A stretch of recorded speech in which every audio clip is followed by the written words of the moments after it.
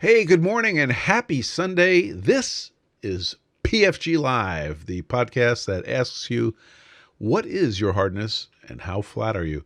Welcome aboard. We've got a good crowd forming in the Discord server and on YouTube.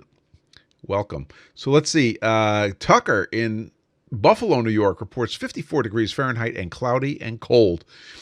Evils reports a whole bunch of numbers, of which I can tell that it is approximately normal. DBX is reporting near White Plains, New York. Winds are 290 at 07. Visibility 10 miles. Visibility, skies clear. Temperature 12, dew point -03, altimeter 3038. Josh reports the audio is check. He is in southern Manitoba and is reporting winds 350 at 3 knots, temperature 05, dew point -00. Remarks are unimportant. Popping over to Discord, YouTube. CJ Stevens reports 64 degrees Fahrenheit and mostly sunny in East Tennessee. Welcome aboard. He says, hit those like and subscribe buttons. Thank you there, CJ. Carl joins us from the People's Republic of Rhode Island. 50 degrees Fahrenheit and sunny. It is sunny, isn't it, Carl? It's gorgeous. Art that makes art. 61 degrees Fahrenheit in the shop, and there are aluminum chips flying. That's the best kind of chips. Michael Wan is reporting 13 degrees science and sunny in Pittsburgh, Pennsylvania. Welcome aboard, sir. In the Brooklyn, New York, Unix Carbide is reporting 57 degrees Fahrenheit, 8.39% relative humidity in the chamber. Welcome. Wow, we got a good crowd. The crowd is building. Bill Olney checks in from Rome, New York, home of Air Force Research Labs. 52 degrees Fahrenheit and cloudy. Hi, Bill. Welcome aboard. So thanks for the day off last week, by the way. I really needed it. And and the funny thing is, this weekend also I've been working away on some home projects, which I'll show you a brief picture of. Don't try this at home, kids. I am an electrical engineer. Test Room 2003 says, good evening from Oostkapelle, Netherlands. Outside is 11 degrees science and 90% relative humidity. Inside, the wood stove is burning. Boy, that's the first mention of a burning wood stove that we've had. Anyway, yes, electrical work has been happening in the house. We had some Leviton remote control switches that hang on the Wi-Fi network, and those things were failing. I think we had at least 3 failures of those switches, and finally we started using some Lutron switches. And those started to go super well. And we've now replaced all of the Levitons with Lutrons. And so far, we're very happy. Yeah, if you are not on our Discord and you want to be, you can go to pfg.gg/links,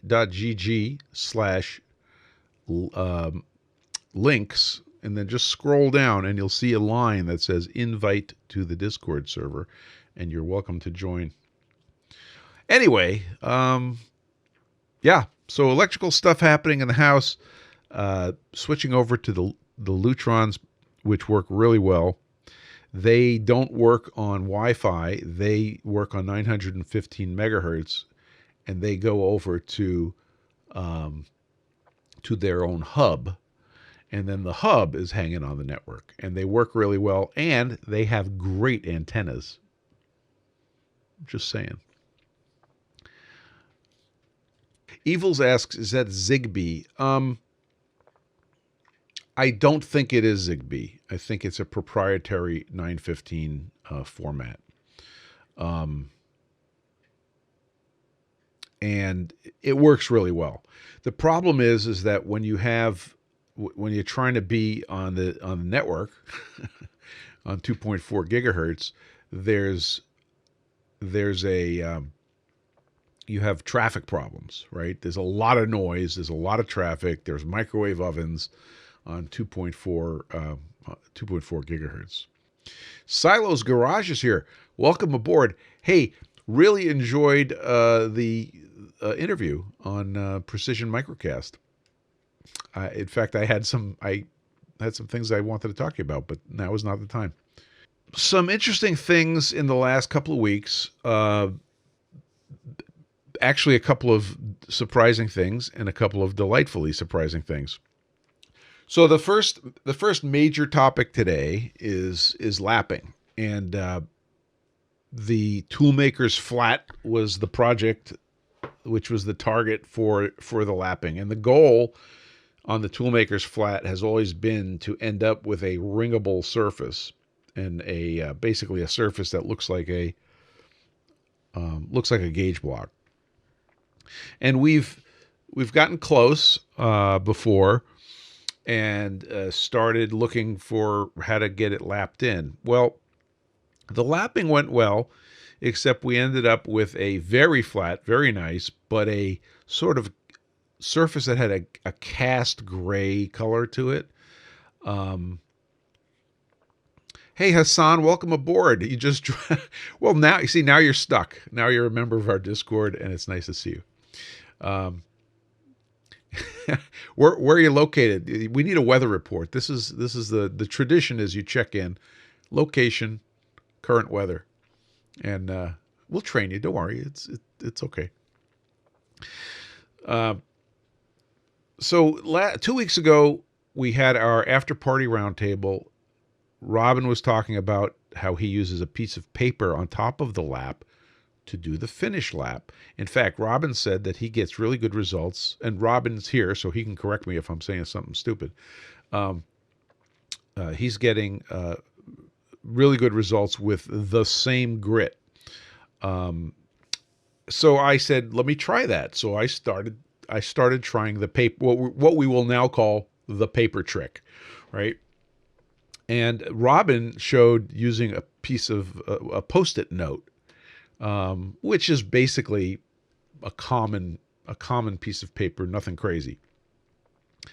So I went ahead and I grabbed a piece of, printer paper, and I laid it on the 6-inch lap, and I put a little bit of slurry on there. Maybe more, probably more than Robin uses in that part of the process. Went ahead and did a little bit of lapping, flipped the part over, and holy cow, it was coming out awesome. So I continued. You are not insane, sir.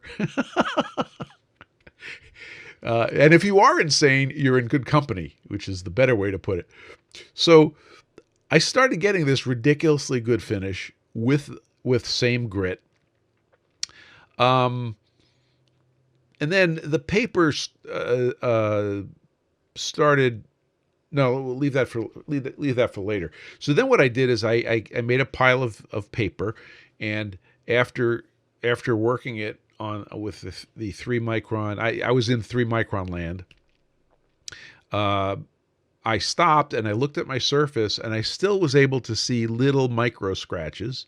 So I said, okay, how about we change the paper, go over to the 1-micron lap, put a piece of paper down. I honestly don't remember if I did any lapping at 1 micron, but I put a piece of paper down, put the 1-micron slurry down, and start doing the paper on the 1-micron. Well, what do you know? It came out even better. And I'm looking at it and I'm saying, that is awesome. I did not expect to be able to do that. So I did the only logical thing. I kept going. So I got out the 0.25 micron diamond and started lapping, the same thing, paper, 0.25, start lapping. The abbreviated story is, well, here's the abbreviated story. I'm going to show it to you right in your face. that's the abbreviated story. Let's see. I gotta hide my face, which you're welcome. Except for the dust, it's ridiculous. Okay, there's the infinity shot right there. The camera doesn't even know where to focus. So it came out just fantastic.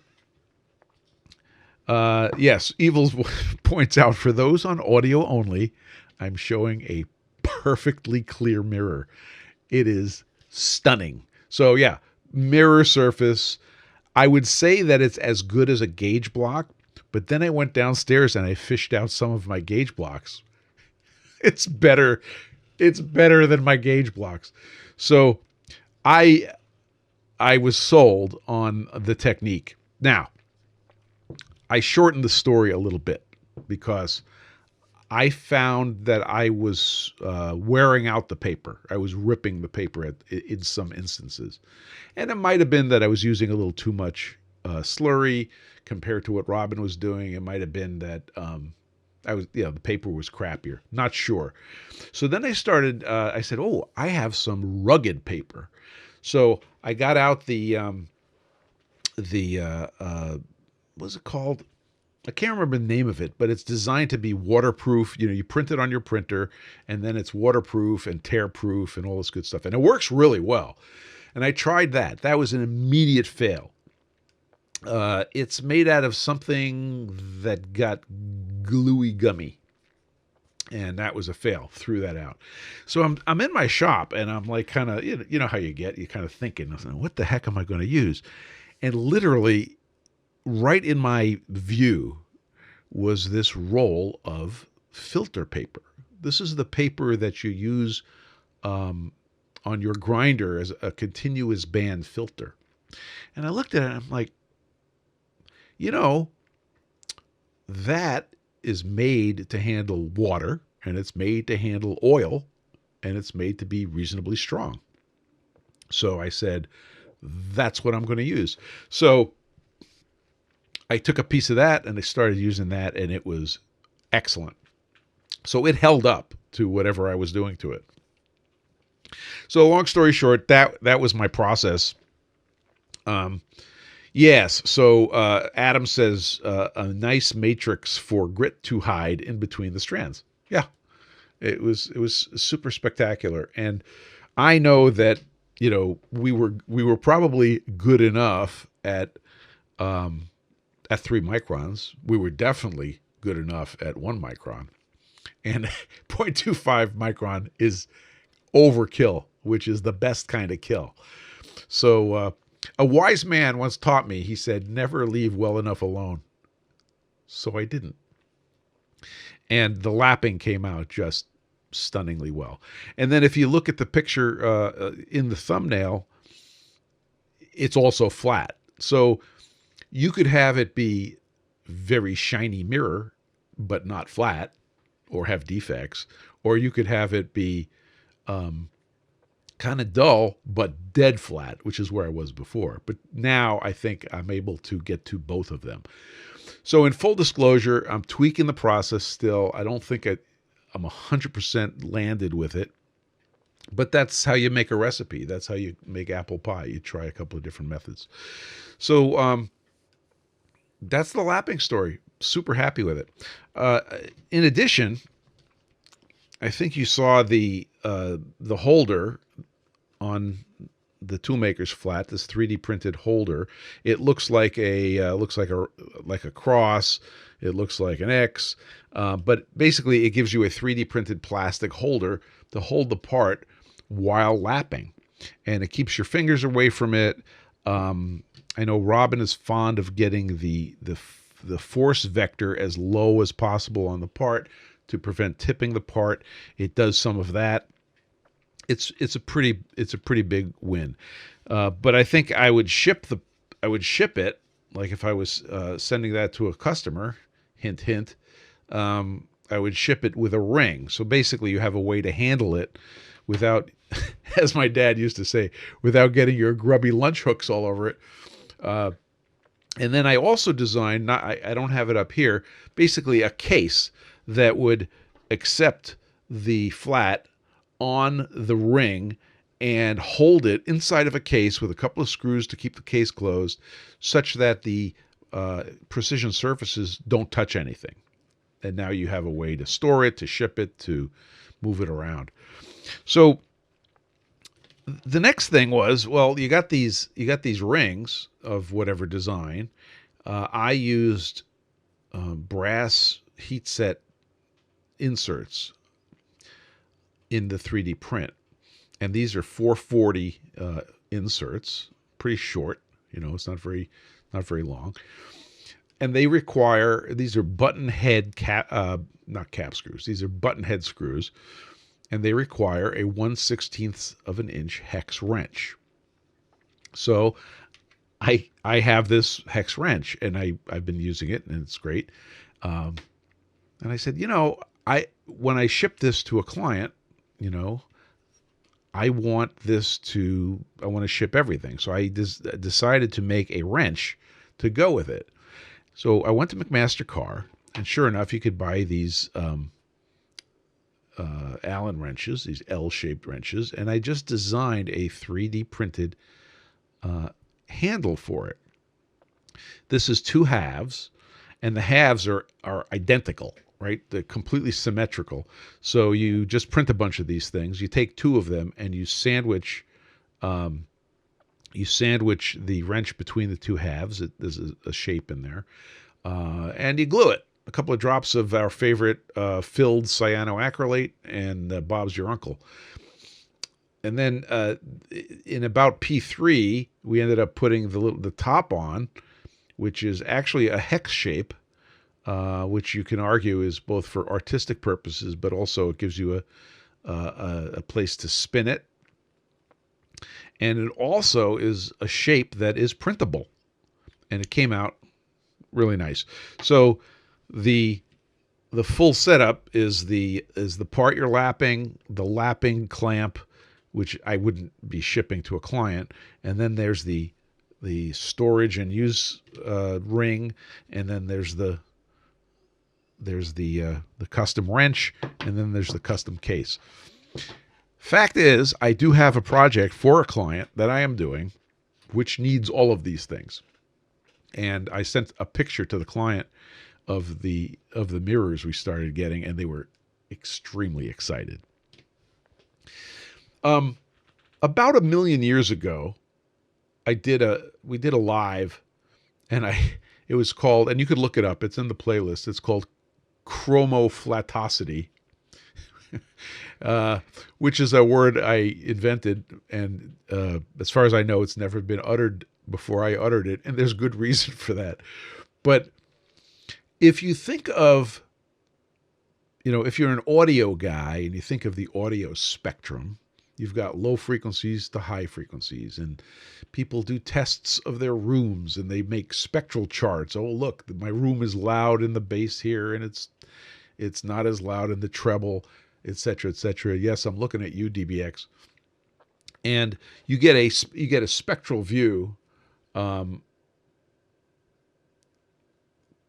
don't know if are you listening, Doug? Yeah, you're on. I got your data. Thank you. That will work out great. So I have this concept of, you have a surface, and if you kind of just do a mental exercise, and you run a stylus across that surface, and you record what the surface looks like, and then you did a Fourier transform on that, you would have a spectrum of spatial frequency or spatial wavelength, which is the inverse, and you would be able to characterize it. Oh, that's the nicest, Adam. Adam says you should do an in-person lapping workshop. I would fly out to learn. That's a very kind thing you just said there. But I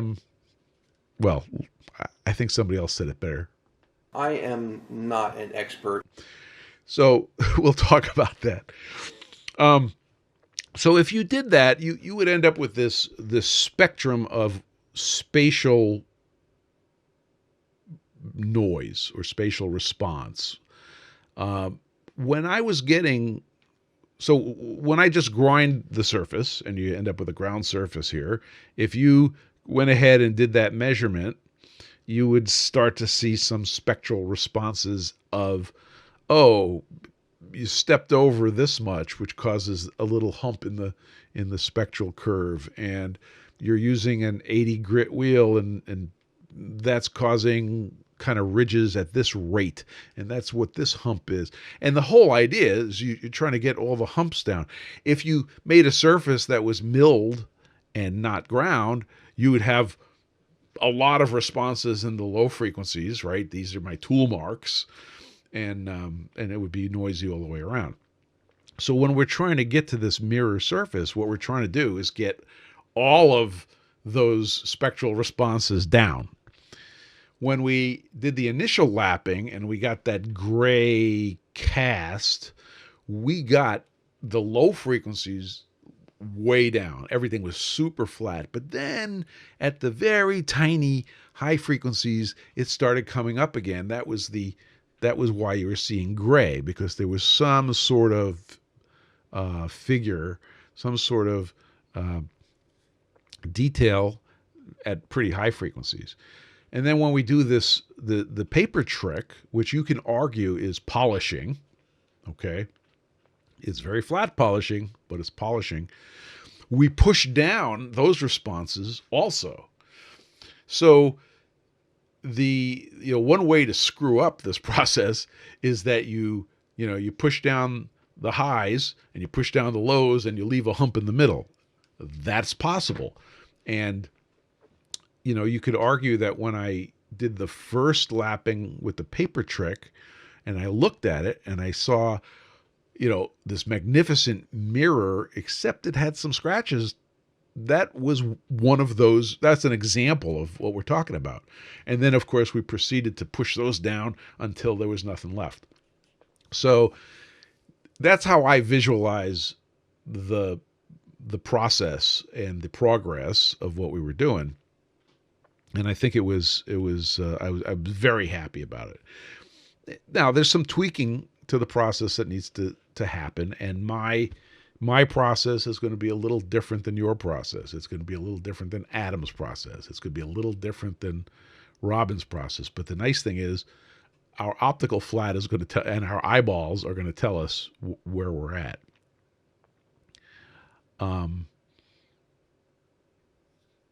Yeah. So Evils is resonating here, so to speak. He says that's what you get when you don't do a good sanding progression. Polished deep scratches. Wikipedia has a nice line. Inherently, it's a multi-scale property.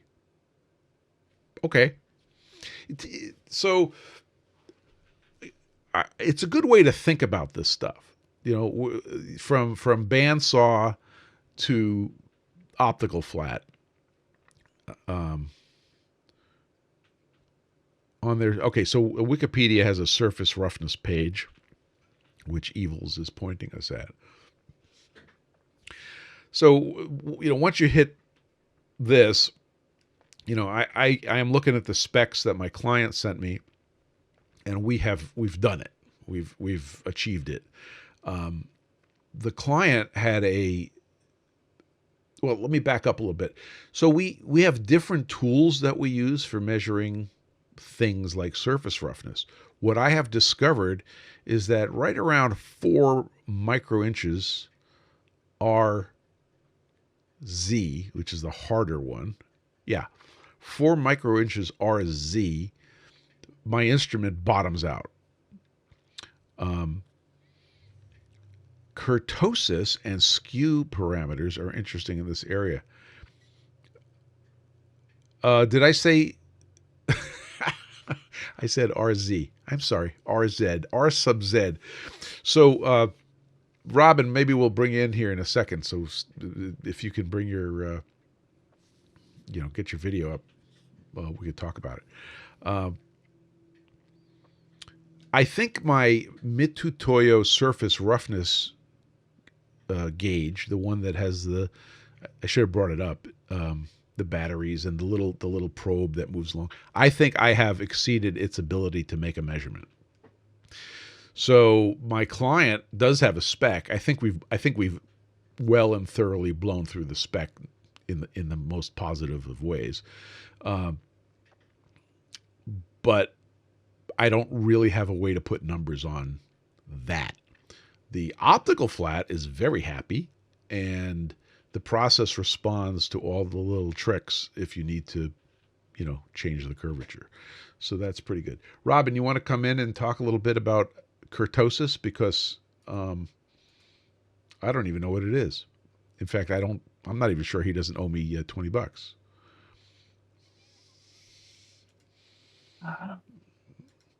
Robin, we hear you. Your audio's live. Oh, wrong one here. You're getting there. Now I'll get your video live. And camera on. There we go. Let's see. I got to click one more thing. Robin Renzetti, hello and welcome. Hello. What's kurtosis? I'm going to start out with my normal line. I'm not an expert. I am not an expert. Kurtosis and skew are things where you can have the same roughness height, but it can be plateaus with few very deep canyons where the actual top is very flat, but you're still getting the same, peak to valley reading. Or it can be the inverse, where it's the same peak to valley reading, but all those things are spikes sticking up that high, and they're the same value. And kurtosis and skew look at that. There are parameters that are used to look at that relative to bearing behavior. In other words, the surface is bearing how they behave. So that addresses, especially things like when I talked about the lapping on scraping. That's basically what's happening there. I'm taking a surface, lapping it with very, very fine to get that kurtosis value very basically deep scratches are all deep, but the plateaus on top are very flat and very bearing carrying with very few asperities that want to cause friction. So you can look it up. There's some nice descriptions of it. It shows you what this chart looks like. As soon as you see the chart with the differences there, it's like, oh yeah, that's one of those is a great bearing surface, and one of them is terrible. Yeah. It looks like a porcupine. So and I'm just taking that surface, I'm running it through my mental Fourier transform, and I think they would have a similar spectrum. I think you would not be able to distinguish it spectrally, but that's something I'm going to have to think about. I'm not sure that the surface finish, it may be, but my first impression is that, we know that any shape wave is just a combination of a sine wave and harmonics. Right. So we understand that, and that's what your Fourier transform does is, it switches that from one mode to the other, where you're looking at the content of each particular frequency. I'm not sure that if that directly applies to surface finish, though. I'm not saying it doesn't, but it makes me wonder. Well, I'm not sure that is connected, because it's not necessarily a sine wave, where electrically it absolutely is. Right. Because you can break it down or put them together and see exactly what happens. I'm not sure in surface finish that does the same thing, so but it might. We got two really good comments. Hassan says, you will distinguish the two in the phase plot. The magnitude might end up the same, though. Very interesting point.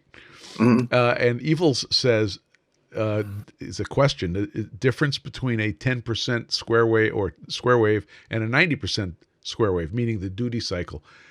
Yes. So in my analogy starts to break down at that point. I love the fact that we are talking about the specifics at this level, right? It's like we're in optics now. It doesn't get better than that. So that's pretty awesome. I talked about the composition of the paper and hold the paper holding up. And I know you didn't march down in the grits past what was the lowest grit that you ended up using? Okay. Keep in mind the pieces that I'm doing don't actually need gauge block quality surfaces. Okay. They are keyway gauges that are used for go and no go on people machining keyways, and so you do want a very good surface finish because you don't want it size changing radically because the surface finish wears away quickly. You want it. The finer the surface finish, the less size change from wear occurs. But basically, another thing is professional instruments. I don't know if you've ever seen their little data sheet of I forget what it is, 59, different points of truisms or whatever. Right. And one of those is that too fine of a surface finish is not good for actual fixturing and gauging. It makes life miserable. There's a limit to what actually helps. So super shiny ringable surfaces are not friendly to a piece of equipment. So in that regard, basically what I use that for is not to cheat. It's to, when you don't need a good surface finish, just that quick brightening of the surface to make the ability to read your optical flat easier is all I'm accomplishing. Got it. And the nice thing is if you can go all the way to optical and from the bandsaw to optical, and now you get to choose what is the appropriate thing for the application. I think that's a pretty wonderful thing. And my client that's waiting patiently, very patiently, for the work that I'm doing, they really want the perfect surface. So they will get the perfect surface. Yeah. And that's why that's also why they have to recondition their thing periodically, because it gets used and it gets worn. But that's what they need. So very interesting. So kurtosis, we all have homework. We have kurtosis, and what was the other term that you used? Skew. Kurtosis and skew. So everybody, there's going to be a quiz next week on kurtosis and skew. I used to get kurtosis, but I stopped eating the onions, and it's much better now.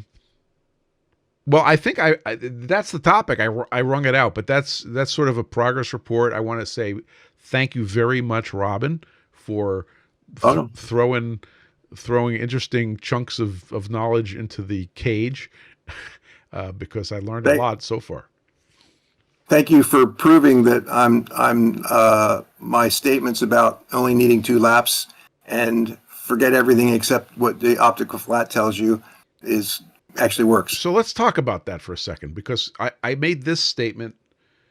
I don't know if I made it on the PFG.Live, which today is only mildly live, which is that the physical proximity of my sink, my monochromatic light source and optical flat, and my lapping station, the physical proximity being very tight makes all the difference in the world, because I can do a tight little feedback loop, and that makes the process, dare I say, enjoyable. It's like, hey, I think I'm getting a little of this, so I'll do a little of that. Boom, boom, boom. Oh, there it goes. It's gone now. And it just, that tight little process. So yeah, thank you. You're absolutely correct. You could encourage people to say it takes a little while to get a feel for how much of everything you need to do, what's enough, what's not enough. Mm-hmm. But once you get it and you get control of that, there's no better feeling on earth than being able to just make that thing do whatever you want. You straighten the lines up, you go too far, bring them back, and you're like, okay, I am in charge. I'm gonna do a little Rembrandt in there, just with a little. Yeah, it's pretty slick. And then when you stop and you realize the physical size that you're controlling, it's nuts. Let's see, DBX. Holy cow. Oh, negative kurtosis, positive kurtosis, and normal distribution. Interesting. That chart does not is not the kind of chart that I'm talking about Mm. relative to what it looks like on the surface finish actual traverse.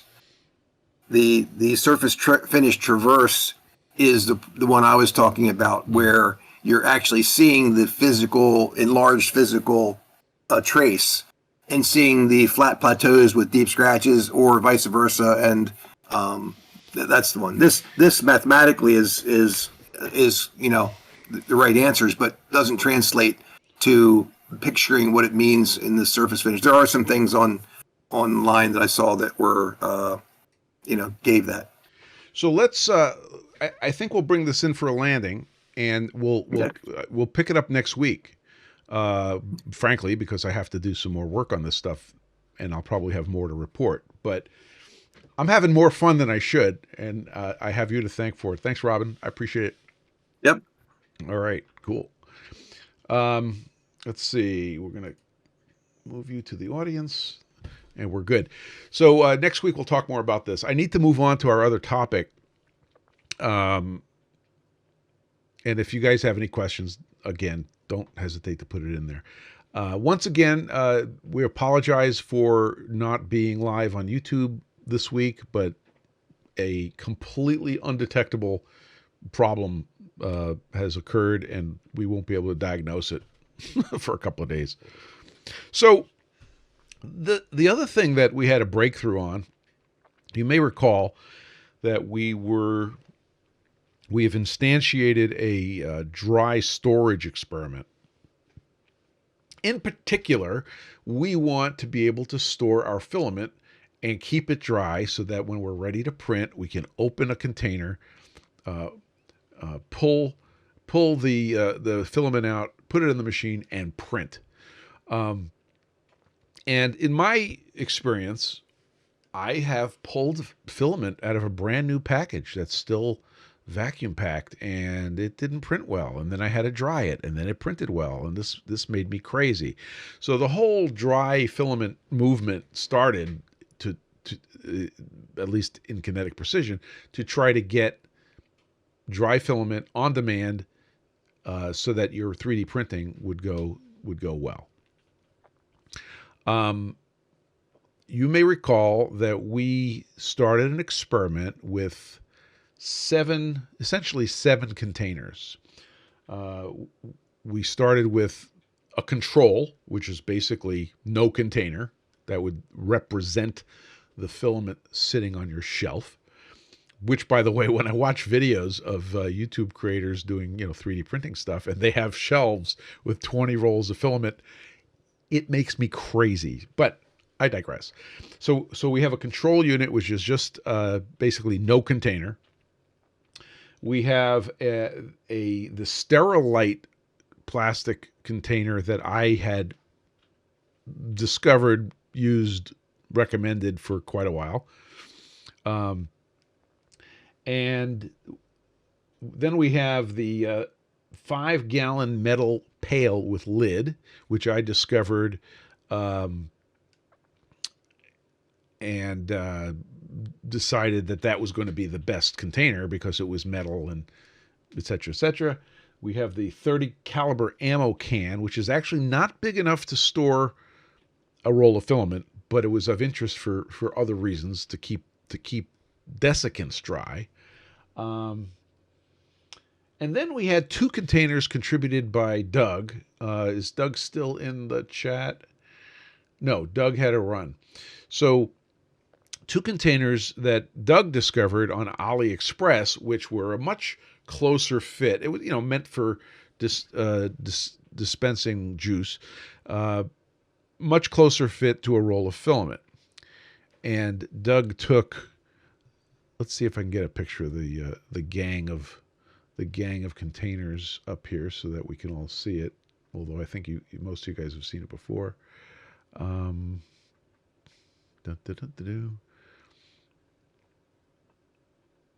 No, I don't know where it is. It's not handy. Anyway, we took all of these containers, we put in standard desiccants, 2 packages of desiccants. All those desiccants were dried for 16 hours in the high airflow oven, and they were put in, and we started a long-term experiment. That long-term experiment has started generating some very interesting results. We have reported on the first set of data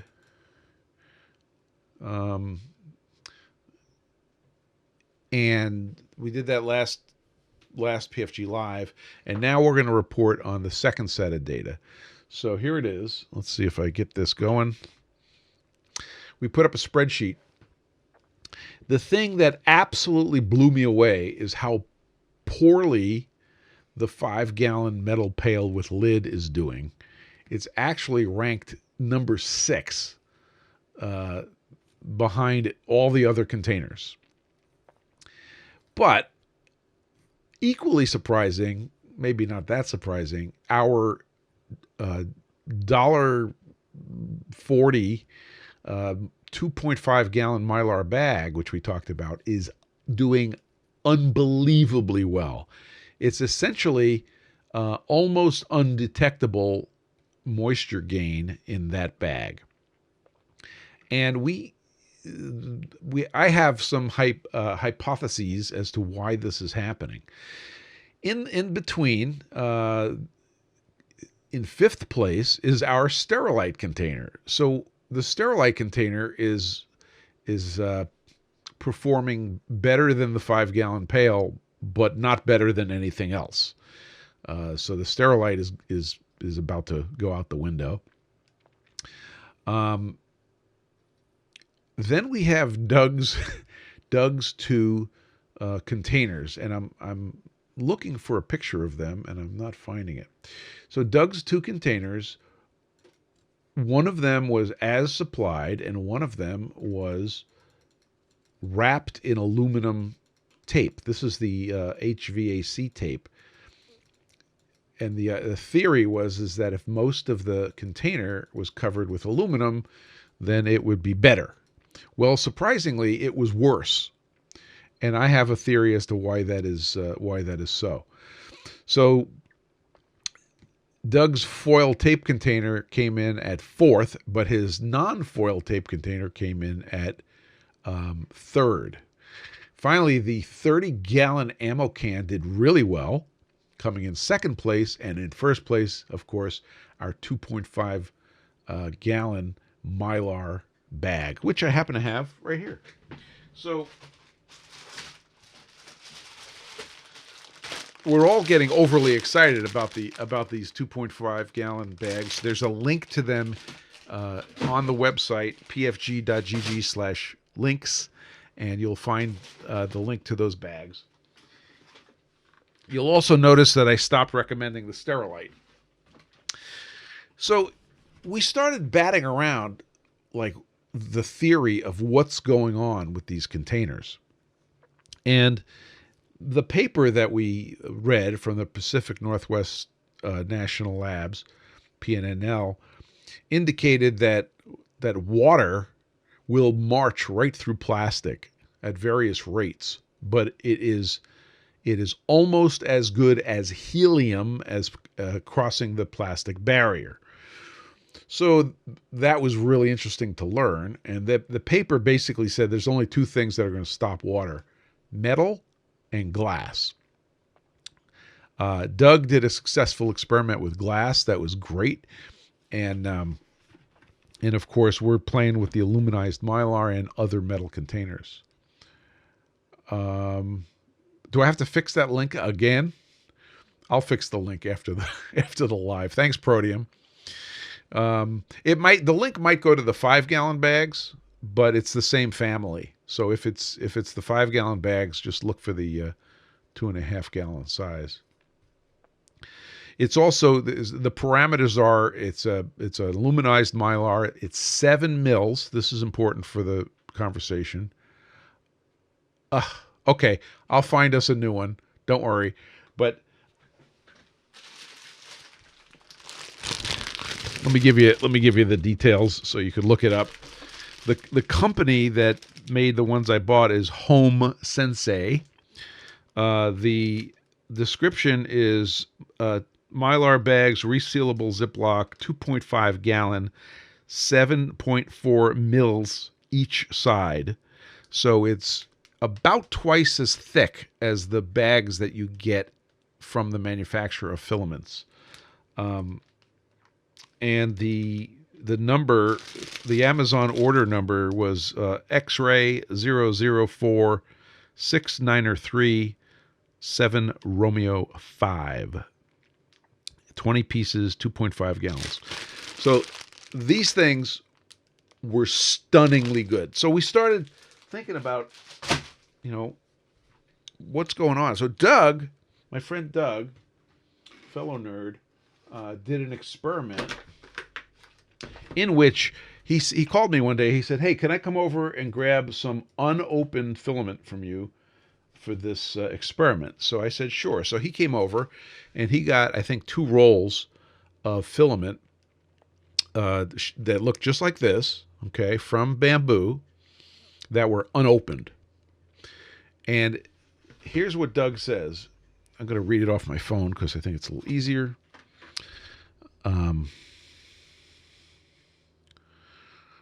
Doug says, "My results from drying your spools through their unopened packaging is 1.15 grams for the spool of black PETG and 1.83 grams loss for the green PLA." This was from September 14th to today. So basically, he was picking up, let's just call it 1.5 grams of moisture. And that was from September 14th, so it's approximately a little more than a month or 30 days. So 1.5 over 10 is 0.15, over 3 is 0.05. So that would put it right about in the vicinity of Doug's 4-liter bag, for a 4-liter container, okay? More or less. So here's the message. The message is that this is about as good a container as the other plastic containers. The Sterilite is actually a little worse, but not much. Yet, if you look at this bag and the one that I gave Doug, they're still vacuum sealed. And when you stick the knife into the plastic, they still go whoosh, as if the vacuum is unchanged. So this led to some very interesting thinking. And the way Doug did this is that he took this, measured it by weight over time. Now, Bamboo ships filaments, and the other manufacturers do the same thing, 2 ways.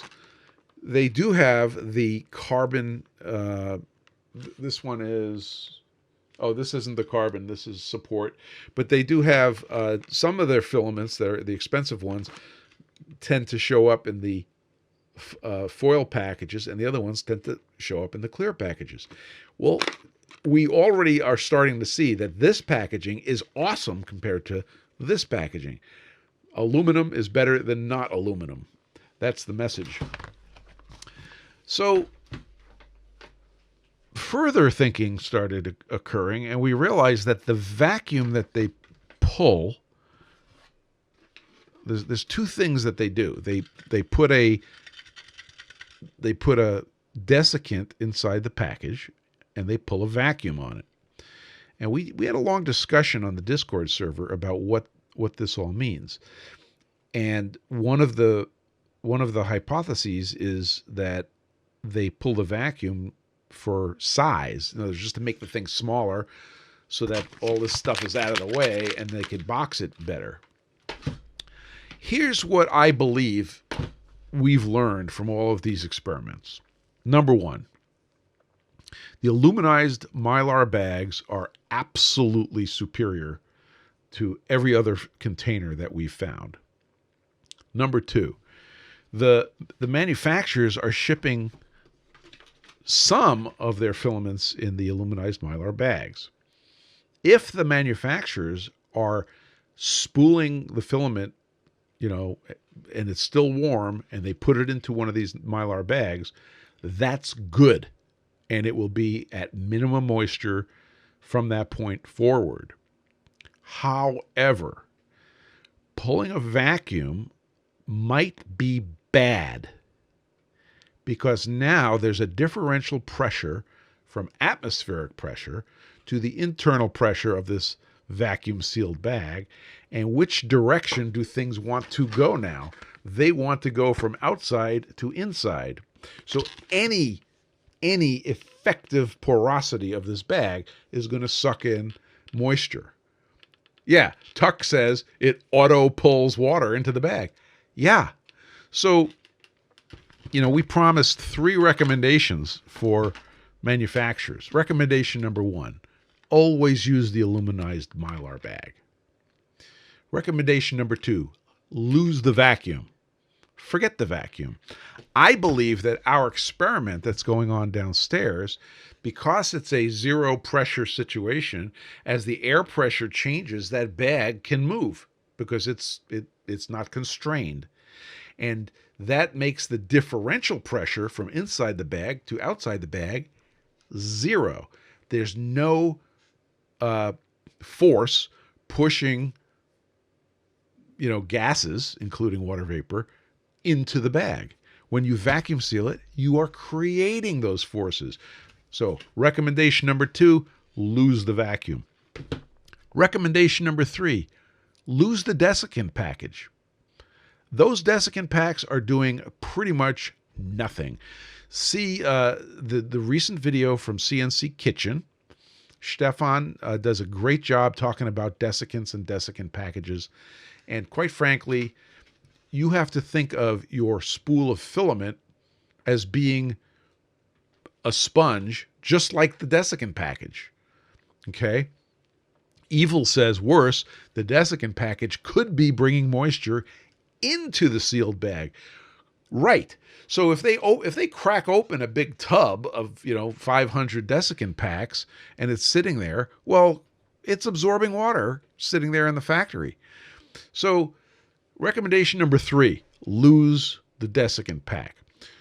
Manufacturers, number 1, use the Mylar bags. Number 2, effectively go to zero pressure differential. Lose the vacuum packaging.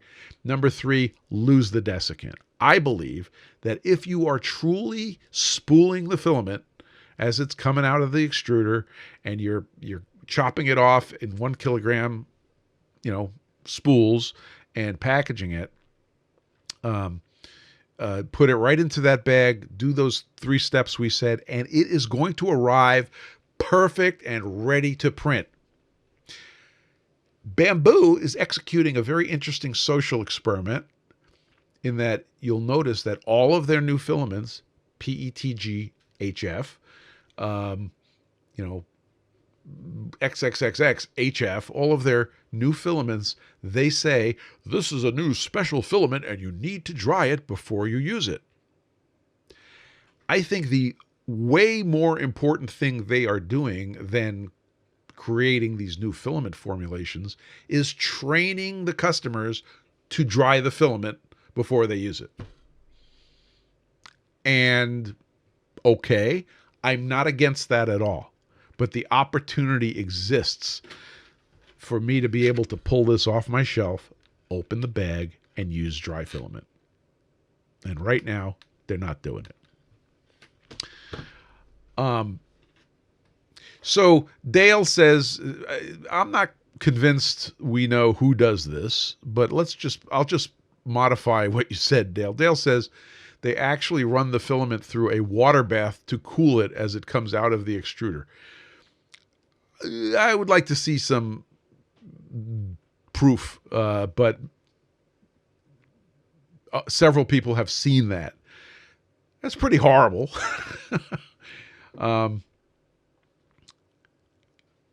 Yeah, so Evil says, just print patent pending delivered dry system. I would put a hyphen in there on the not vacuumed but heat sealed bag. Well, it can't be patent pending anymore because this constitutes public disclosure. But so I can't be strong enough in asking the manufacturers to follow these recommendations. I really think it will reduce the problems. Not everybody has a really good way to dry filament, and that is a problem. People print with wet filament. The forums, especially less technical people, the forums are filled with, hey, help me solve this printing problem. And 80% of them, conservatively, they're using wet filament. Okay, I could rant about this more. I'm not going to. So I think we've covered it. Those are the three things that we recommend the filament suppliers do, and we'll just wrap this up. If you guys have any questions for today to wrap things up, put it in the chat. Otherwise, I think we're going to bring this in for a landing. Today was, I think, the first time in memory that we had to abort our live stream on YouTube due to technical difficulties. So our video will be lightly edited and posted after I get a chance to do the editing, which will be a couple hours from now. But thank you, everybody, for being here.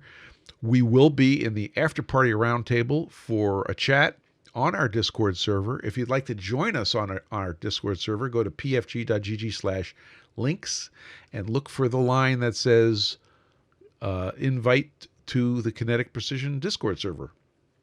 And that's all you need to do, and you can join us. PFG.Live is nominally every Sunday at 1400 Eastern Time. After next week, or maybe next week is the time, just keep an eye out. We'll be switching from 18 UTC to 1900 UTC because of the time change here in the States. Please like and subscribe. And if flat is important to you, head on over to pfgstones.com and pick yourself up some PFG stones, because flat is where it's at. And others have stones, but ours are PFG. We'll see you guys next week. Thanks for being here. Take care.